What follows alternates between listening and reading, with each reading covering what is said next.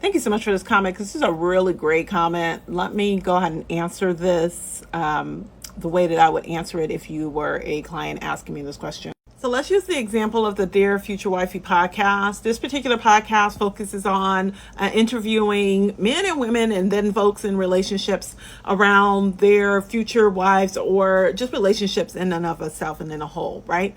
So this particular guest that's on, which is Erica Campbell, she is a gospel singer. Now, the host himself isn't a gospel singer, so he would create an ebook, or have, I believe he actually does have some type of digital download or something like that, that would pertain to the folks who would watch that particular episode, right?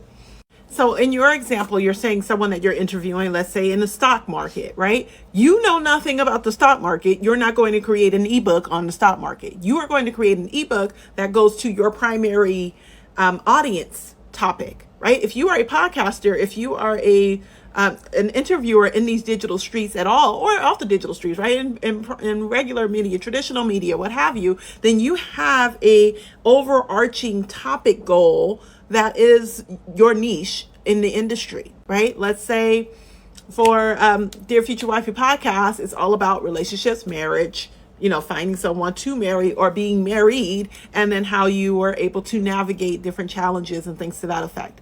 His ebook or guide or what have you will speak to that audience. So your ebook or guide will speak to maybe finances, maybe a beginner's guide or a beginner's checklist. It doesn't necessarily have to be all this expertise put together in this handbook because I'm the ultimate expert. It can be the beginner's guide too. These are the 1, 2, 3, 4, and 5 steps that you need, right? And your ebook should actually be that anyway. It shouldn't be an overall dictionary of the A to Z to whatever. It should be solving one particular problem directly, right? A beginner's guide. You do not have to be an expert to have a beginner's guide, because it's beginners. It's the beginning stages of getting into it. And to be honest with you, your expert and your guest is going to give you all of the information you need to put in the guide in the first place.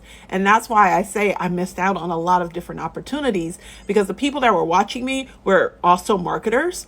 I should have put together a guide on how to get the interviews. Why didn't I do that? Why did I not do that? Because those were the questions that I ended up receiving. How did you get an interview with Tay Diggs? How did you get an interview with the other folks I got interviewed with? A lot of folks. I hope that answers your question.